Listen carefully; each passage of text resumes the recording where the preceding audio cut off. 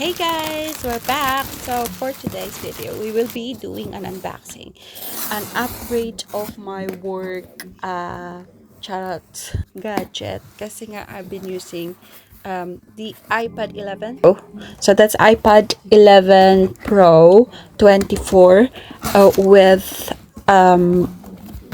keyboard. Sa Apple din yun. So anyway, so here we go. We've upgraded to iPad Air 13 para mas malaki yung mga letra niya. So we'll do the unboxing. This is 128 GB and it's in lilac color. It's in purple. So, hindi nyo siya masyado makita, no? Anyway, yung capacity niya, maliit lang yung kinuha ko kasi it's solely used for work. Inuuwi ko kasi yung trabaho ko. So, dina-download ko lang yung virtual desktop. Although, meron kaming issue sa hospital ng laptop. Kaya lang napaka-bulky niya. Ayoko yung dinadala. At saka mabigat siya.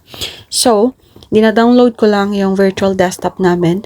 And then, dyan ako nag-work sa iPad talaga. So, it's better talaga. At saka dalawang hospital. Yung dinatrabahoan ko ng OT. And there you go na nga. So, unang kita pa lang malaki na siya. As in.